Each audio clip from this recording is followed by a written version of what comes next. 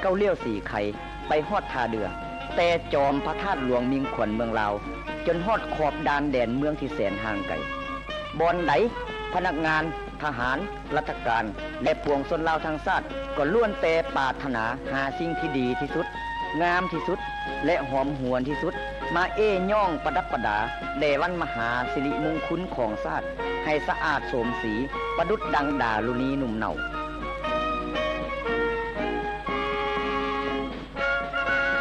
ทั่วประเทศคว่ำติงตัวก้าวเข้าสู่การฉลองวันบุญใหญ่มหาไซของชาติกรรมกรชาวนาและประชาชนลาวที่ปฏิบัติงานอยู่ในทุกขงเขตความนิรมิตเพศผลงานในการป้องกันและก่อสร้างให้เป็นรูปร่างจำลองเพื่อนำมาฉลองวันชาติด้วยดวงใจใสสะอาดและภูมิใจในมากผลที่ตนญาติได้มาด้วยน้ำเหือน้ำไขและสติปัญญาภายใต้การนำพาอันสลาดซองใสของพรรคประชาชนลาวบรรดาเผ่าได้นำประเทศชาติของตนจากคุมบ่มเต็มทงนาเฟืองจากตัวเมืองที่พังพินาศด้วยภัยสงครามก้าวขึ้นสู่มากผลอันยิ่งใหญ่ทางด้านการเมืองเศรษฐกิจวัฒนธรรมและสังคมด้วยการสำเร็จแผนการ5ปีครั้งที่1ของรัฐอย่างสง่างาม10ปีแห่งการเฝ้าถนอม10ปีแห่งการตอมก่อสร้างประเทศลาวเอกอ้างแข็งเข้มแกนขนง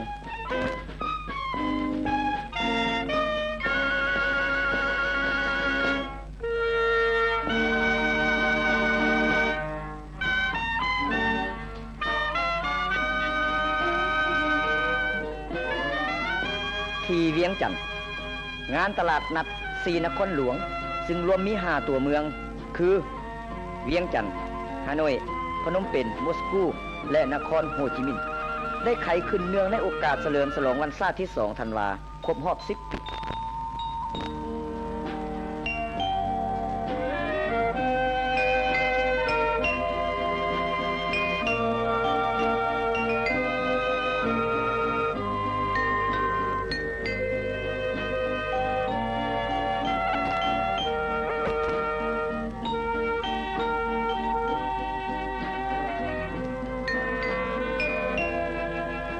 หน้าที่คุ้มเมืองน้อยแห่งนี้คือสัญลักษณ์แห่งมิตรภาพและการร่วมมือทางด้านเศรษฐกิจระหว่าง4ประเทศบรรดาแขกสากลและประชาชนพลเมืองลาวได้สมผลสำเร็จต่างๆทางด้านเศรษฐกิจวัฒนธรรมและสังคมของลาวที่บรรลุได้ใน10ปีที่ผ่านมา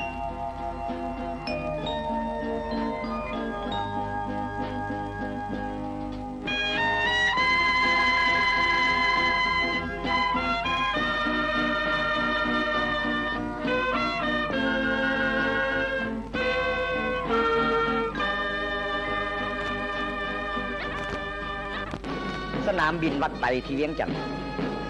ได้แต่งตัวเมืองอย่างอาจเพื่อรอต้อนรับเพื่อนมิตรจากทุกมุมโลกที่จะมาร่วมสุขร่วมซืนนำพวกเขาในงานบุญใหญ่ของชาติจากประเทศชาติโฮจิมินห์คณะผู้แทนเวียดนามที่นำหน้าโดยสหายเลยวนเลขาธิการใหญ่พรรคคอมมิวนิสต์เวียดนามได้นำเอามิตรจิตมิตรใจอันบริสุทธิ์ของประชาชนเวียดนามมาสู่วันบุญใหญ่ของพวกเขาสหายภูมิวงศ์วิจิตรกรรมการกรมการเมืองศูนย์กลางพรรคพ้องประธานสภารัฐมนตรีได้ออกไปต้อนรับอย่างอบอุ่นและสมเกียรติ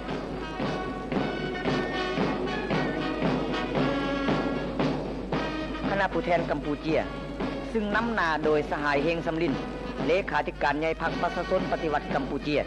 ได้นำเอาน้ำจิตมิตรใจอันใสสะอาดจากดินแดนอังกอร์วัด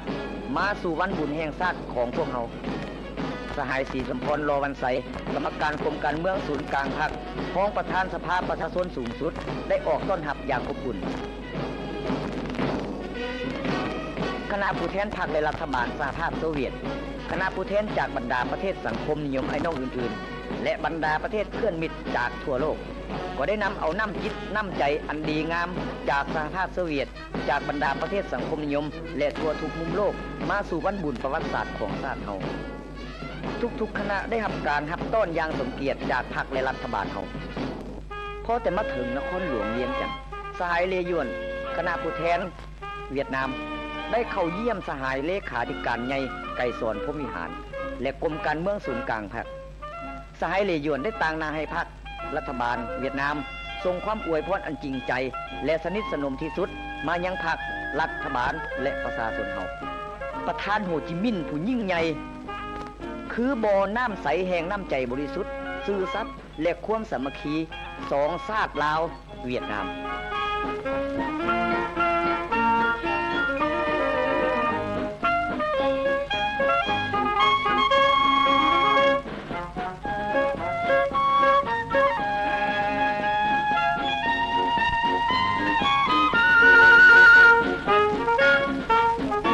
สหายเลขาธิการใหญ่เฮงสำลินก็ได้เข้าเยี่ยมยามและอวยพรสหายเลขาธิการใหญ่ไก่สอนพระวิหารและกรมการเมืองศูนย์กลางพรรคสหายได้ต่างนาให้พรรคและรัฐบาลกัมพูเชียมอบเหรียญไซอังกอร์ให้แก่สหายไก่สอนพระวิหารและสหายสุภานุวงศ์ซึ่งเป็นการตีราคาสูงต่อพรรคและรัฐบาลเฮาในการประกอบส่วนอันสำคัญสร้างความสามัคคีระหว่างลาวกัมพูเชียและกระบวนคอมมิวนิสต์สากล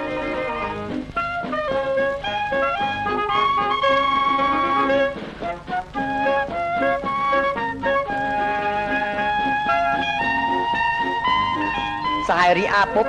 จาคบเปโตรวิชกรรมการศูนย์กลางพรรคห้องประธานสภารัฐมนตรีแห่งสหภาพโซเวียตได้ส่งความอวยพรอันอบอุ่นที่สุดจากประเทศชาติเลนินผู้ยิ่งใหญ่ยั่งยืนถึงความสามัคคีมิตรภาพและการร่วมมือระหว่างลาวโซเวียตและยังได้มอบประติมากรรมกรรมกรฮักดาบหลอมเป็นหมากศพไถอันเป็นสัญลักษณ์แห่งความหักหอมสันติภาพพรรคและรัฐบาลโปโลยได้มอบเหรียญไซอันประเสริฐและสูงสุดให้แก่สหายไก่สอนพระวิหารสหายสุภานุวงศ์และบรรดาผู้นำพรรคและรัฐบาลเฮา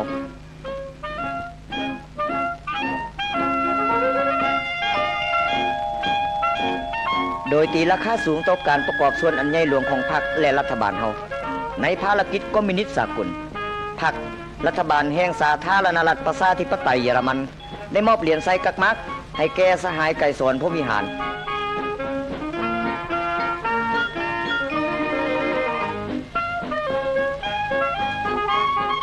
บรรดาคณะผู้แทนจากพรรคไอ้น้องจากประเทศสังคมนิยมประเทศเพื่อนมิตรและองค์การจัดตั้งสากลก็ได้เข้าเยี่ยมคำนับสหายเลขาธิการใหญ่และกรมการเมืองศูนย์กลางพรรคอวยพรด้วยความบริสุทธิ์ใจแก่วันชาติของพวกเขาครบรอบ10 ปี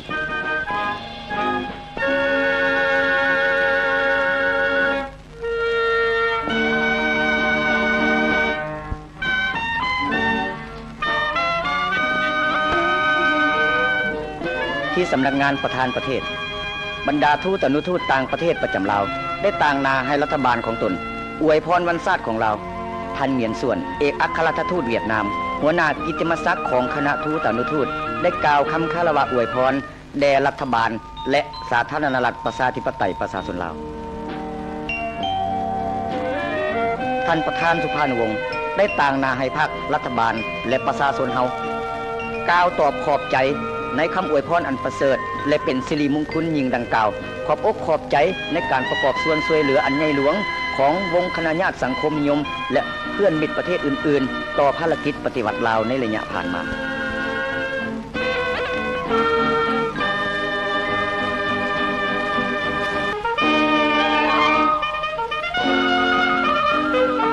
คณะผู้แทนวีรชนนักรบแข่งขันและคณะผู้แทนบรรดาเผ่าจากทั่วประเทศได้เข้าคำนับอวยพรสหายเลขาธิการใหญ่ไก่สอนพระวิหารและกรมการเมืองศูนย์กลางพรรคเนื่องในโอกาสระลึกวันชาติที่2 ธันวาคมรอบ10 ปีและแสดงความเชื่อมั่นอย่างแห่งกล้าต่อการนำพาของพรรคและรัฐบาล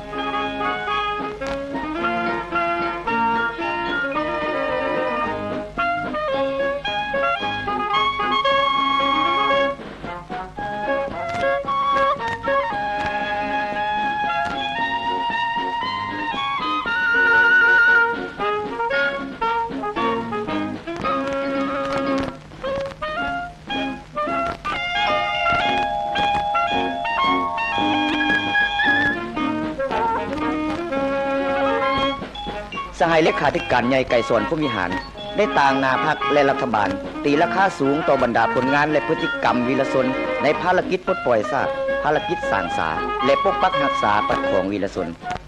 นักรบแข่งขันและบรรดาเผ่าชนของพวกเขา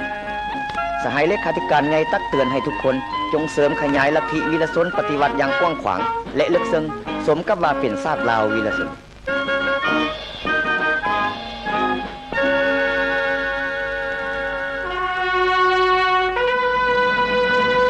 คณะผู้แทนพรรคสภาประชาชนสูงสุดสภารัฐมนตรีซึ่งนำหน้าโดยสหายเลขาธิการใหญ่ไกรสอนพรหมวิหารประธานสภารัฐมนตรีได้นำเอาพวงมาลาเข้ามอบหมายถวายไว้ในดวงวิญญาณอันแสนประเสริฐเพื่อระลึกถึงบุญคุณของบรรดาวีรบุรุษลาวผู้ซึ่งได้เสียสละเพื่อความเป็นเอกราชและอิสรภาพของชาติ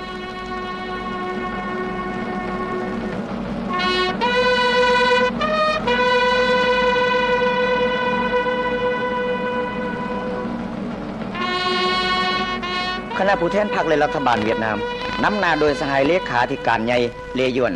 และคณะผู้แทนพรรคและรัฐบาลสาธารณรัฐประชาชนกัมพูเชียนำหน้าโดยสหายเฮงสำริน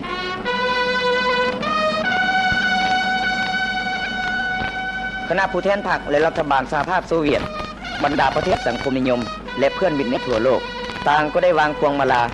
แสดงความคารวะดวงวิญญาณของบรรดาวีรบุรุษลาวผู้ซึ่งเสียสละชีวิตเพื่อภารกิจเอกราชอิสรภาพของชาติเพื่อสันติภาพโลกและภารกิจสากลกรรมสิทธิ์ทัพประชาชนลาวชาวหนุ่มเยาวชนและพลเมืองลาวทุกส่วนหน้าทุกสั้นคนขอไว้อาลัยถึงดวงวิญญาณบรรดานักรบผู้เสียสละเพื่อเอกราชและอิสรภาพของชาติขอสืบทอดลัทธิวีรชนกู้ชาติของบรรดาวีรบุรุษด้วยลัทธิวีรชนปฏิวัติในสมัยก่อสร้างปวงชนลาวทั้งชาติจารึกบุญคุณของพวกสหายตลอดกาลนาน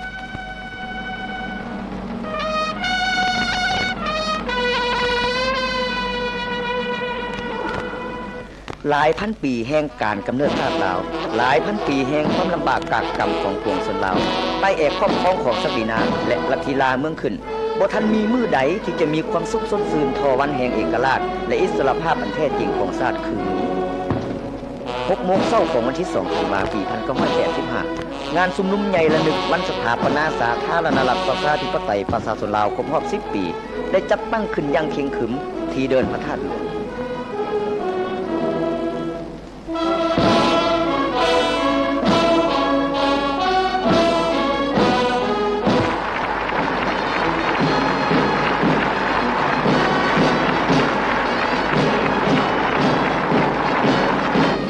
ท่านประธานสุภาณวงศ์กรรมการกรมการเมืองศูนย์กลางพรรคกล่าวสุนทรพจน์ไขวิธีวันบุญมหาไซดังกล่าวสหายไกรสอนพรหมวิหารเลขาธิการใหญ่คณะบริหารงานศูนย์กลางพรรคประธานสภารัฐมนตรีได้อ่านสุนทรพจน์มื้อนี้ในท่ามกลางบรรยากาศอันครึ้มครื่นเตรียมล้นไปด้วยความพิธีสมซื่นนั้นสายได้ตีราคาสูงต่อบรรดาไซสนะอันใหญ่หลวงครอบด้านและนักแน่นในภารกิจปฏิบัติของทั่วพรรคทั่วกองทัพและทั่วปวงชนเฮาใน10 ปีที่ผ่านมาสรุปบรรดาผลงานที่ญาติมาได้ภายหลังการออกแห่งงานสังสาและปกปักรักษาประเทศชาติมาเป็นเวลา10 ปีสหายได้แสดงทัศนะและแนวทางการเมืองภายในและต่างประเทศของพรรคและรัฐบาลเฮาพร้อมกันนั้นสหายได้แสดงความขอบใจต่อการช่วยเหลืออันล้ำค่าของเพื่อนมิตรในทั่วโลกและเน้นนักถึงการเสริมสร้างความสามัคคีแบบสู้รบแบบพิเศษอันยิ่งใหญ่และการร่วมมือร่วมด้านระหว่าง3ชาติลาวเวียดนามกัมพูชาระหว่างลาวและสหภาพโซเวียตพร้อมทั้งบรรดาประเทศสังคมนิยมไอ้น้องให้มั่นคงขนงแกนตลอดกาลสร้างผลงานอันดีเด่นเพื่อคำนับอับตอดบรรบุญมหาไส้ของชาติพวกเฮานั้นอย่างสุดอกสุดใจข้าพเจ้าขอแสดงความคำนับและความสมเสยต่อแขกผู้มีเกียรติที่มาจากบรรดาประเทศไอ้น้องและเพื่อนมิตรเพื่อร่วมบุญนำพวกเฮาเพื่อมวลซืนนำประชาชนเฮาอย่างสุดอกสุดใจ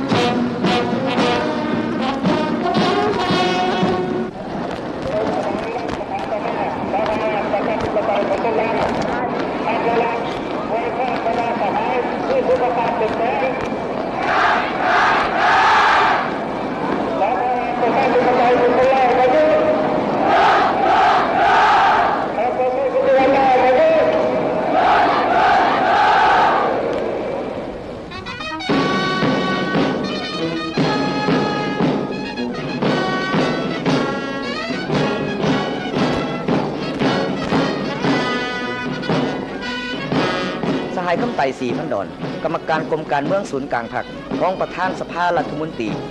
รีกระทรวงป้องกันชาติอ่านคำสั่งประจำวันและรายงานผลงานอันใหญ่หลวงของกองทัพประชาชนลาว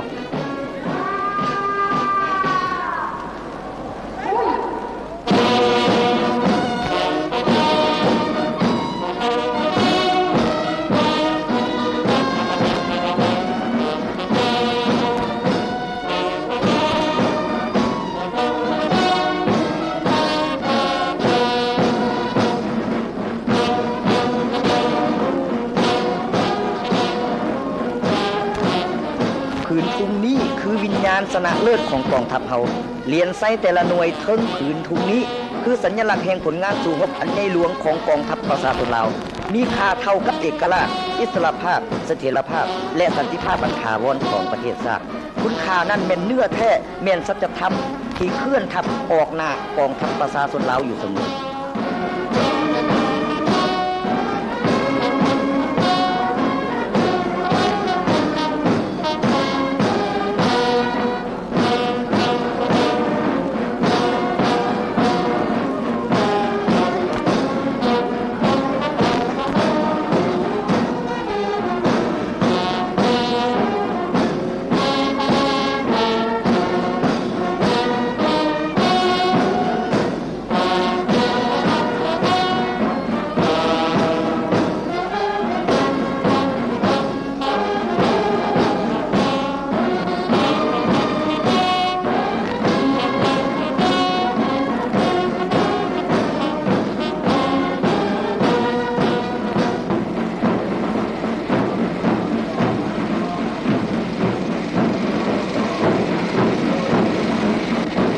ทหารบกทหารเรือทหารอากาศทหารยานเกาะกำลังประกอบอาวุธ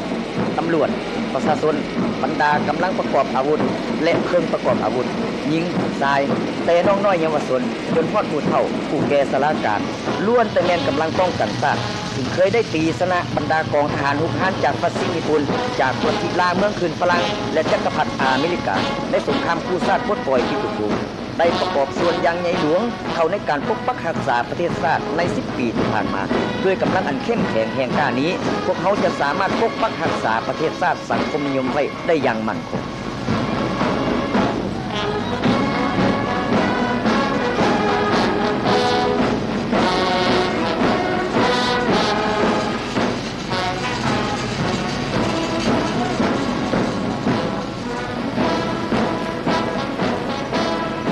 บรรดานักรบอาวุโสของพวกเขาย่ำใดก็ศึกษาอบรมและสักจูงคนหุ่นสืบทอดของชาติให้ทำเฮียนเอาวีรกรรมปฏิวัติอันล้ำเลิศของเพิ่นอยู่พวกหลานน้อยนอแหนงอันสวยงามของประเทศชาติก้มเดินตามห้อยบาทเข้าวิรชนของคนหุ่นก่อนเพื่อพาประเทศชาติก้าวไปสู่ความสมบูรณ์คุณสุดและมั่นคง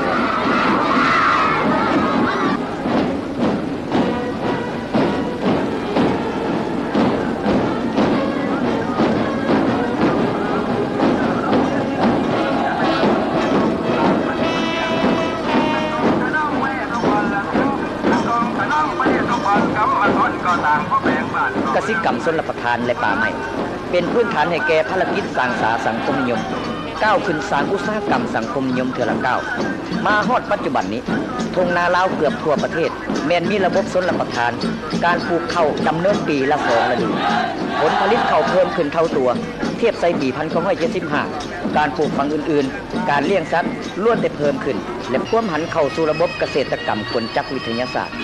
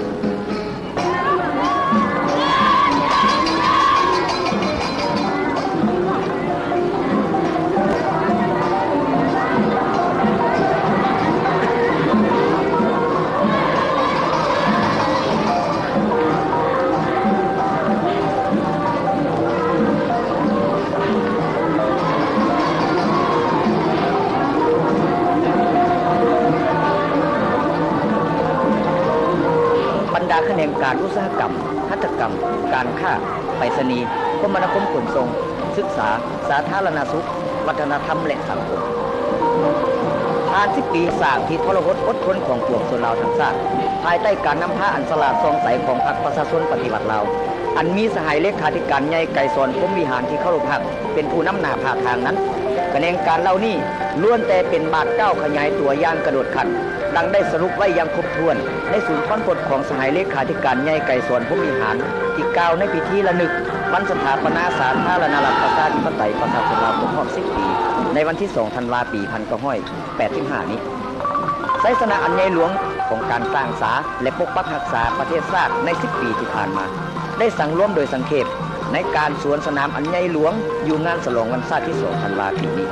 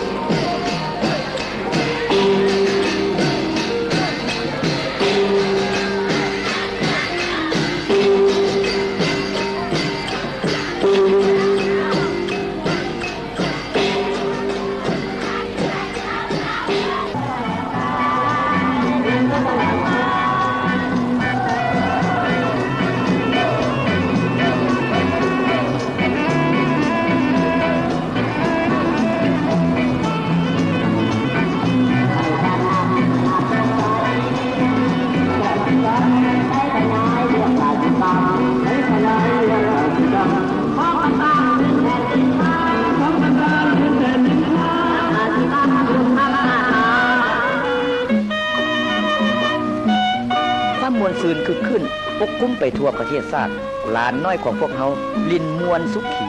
ดังสาลิกาสมฤดูบานใหม่10 ปีแห่งการก่อสร้าง10 ปีแห่งการปกปักรักษาระบอบใหม่พรรคและรัฐบาลเฮายามใดก็เอาใจใส่หุ่นคนสืบทอดนี้ให้กายขยายตัวรอบด้าน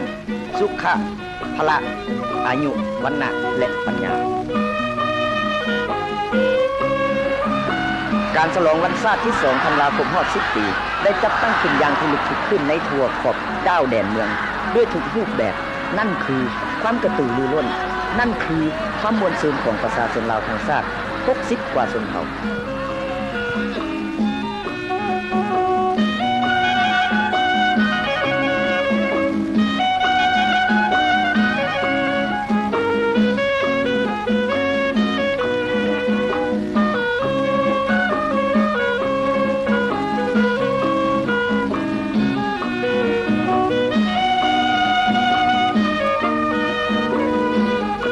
ศตวรรษที่เวียงจันทน์ได้เป็นราชธานี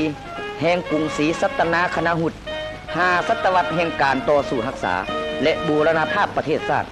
มื้อนี้ชาวนครเวียงจันทน์ 200,000 กว่าคนและองค์มหาธาตุหลวงที่เป็นวิญญาณของชาติจึงได้มีโอกาสเป็นสักขีพยานให้แก่ความมวลซืนลื่นเริงความใหญ่โตมโหฬารและความพิลึกคึกคืนอย่างบ่เคยมีมาในประวัติศาสตร์ของปางบุญมหาชาตินั่นคือวันเอกราชอิสรภาพอันแท้จริงของชาติเราย้อนมีผักนำพาความทุกข์ยากลำเค็ญได้เป็นอดีตบ่หวนคืนมาอีกแล้วชีวิตประชาชนลาวบ้านแง่มเสียงเพลงและเสียงขับลำแว่วอนอ่อนซ้อนในฤดูบานใหม่อมตะของปิตุภูมิล้านสร้างปวงชนลาวทั้งชาติท่วมกระตือรือร้นคุณเคี่ยวสร้างผลงานเพื่อคำนับรับต้อนกองประชุมใหญ่ครั้งที่ 4ของพรรคประชาชนปฏิวัติลาวที่จะไขขึ้นในปี 1986 เพื่อวางทิศทางแผนการ5 ปีแห่งรัฐครั้งที่ 2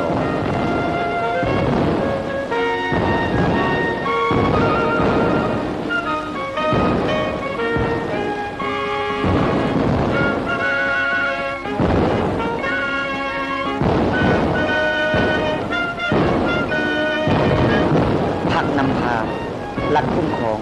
ประชาชนเป็นใจความสุขและความนุ่มแน่นเจริญก้าวอยู่ลาวแน่นอน